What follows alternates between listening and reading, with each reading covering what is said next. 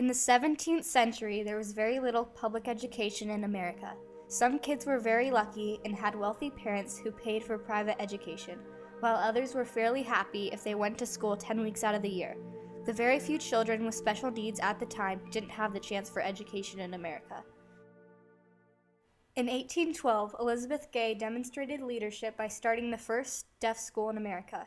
She was passionate enough about special needs education to send her 3 deaf children over 3,000 miles away to a deaf school in Europe. Elizabeth Gay's legacy lives on today as shown by the evolution of deaf education. Her legacy is honored by the Americans with Disabilities Act of 1990, which prohibits the discrimination based on disabilities and furthers the special needs education. Elizabeth Gay was born September of 1738 at the Varina Plantation in Henrico, Virginia. Henrico, Virginia was a commercial city with a population of 12,000. Elizabeth was the 6th generation of Pocahontas, also known as Matilica. Many people think Elizabeth Gay was just that, a descendant of a historic figure, but she was so much more. Elizabeth married Thomas Bowling, an attorney who studied in Williamsburg. Thomas was also Elizabeth's first cousin. This was very common at the time, especially for the wealthy. In 1760, Elizabeth and Thomas bore their first child, John, who was born deaf, along with their following 2 children, Mary and Thomas Jr., who are also deaf. Many scientists say that inbreeding was very dangerous throughout the 1700s and could cause birth defects such as deafness, but that was not always the case. This proved by Elizabeth and Thomas's at least 2 other hearing children, one by the name of William.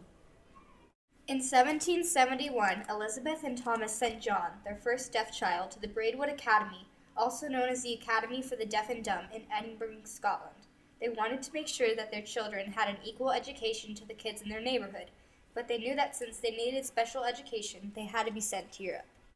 November 26, 1771, Elizabeth received a letter from John Bowling, her son currently enrolled at Braidwood Academy.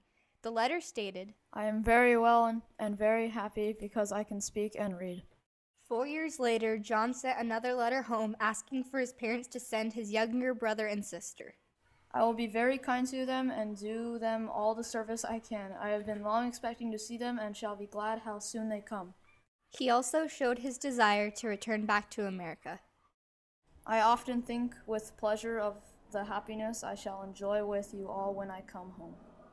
Due to the obvious progress of John at Braidwood Academy, in 1775, Elizabeth and Thomas sent their other 2 children, Mary and Thomas Jr., to the Braidwood Academy. In 1783, after the War of Independence had been won, the Bowlings sent their kids back home to Virginia. The next few years would be hard on the Bowlings. October 1783. My children all arrived at Hampton very well on 7th July, after 10 weeks' passage, where I met them and got home with them on the 14th, since which have expired a great deal of horror. They were all taken sick soon after getting home, and had had the misfortune to lose my poor dear son John. He was taken with a bilious fever on 29th August, and struggled with this disorder with as much patience as ever soul did, till the 11th October, at which time he expired. The Bowling family had many additional financial problems. Elizabeth's husband, Thomas, passed away. She had already been grieving from the loss of her son, John. Elizabeth was at a very low point in her life.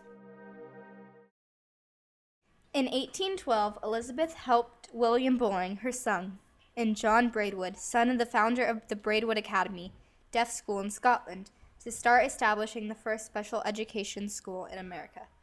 Elizabeth drove the boys to start making ideas on how to create the first special needs school in America. They would name it the Cobb School, an oral school.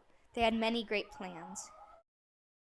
Elizabeth Gay passed away November 27, 1813. She was buried at the Cobb Cemetery in Chesterfield County, Virginia. Thomas and John were very sad about the loss of Elizabeth, but continued with the progression of Cobb School, which opened 1815. The evolution of special needs education has grown so greatly that students without special needs are participating in it. Elizabeth Gay was a very important historical figure whom created an excel in education. Her legacy is shown today by the many students who will be thankful and are grateful for the great deal she has done to prove that special needs deserve the same rights as everyone else.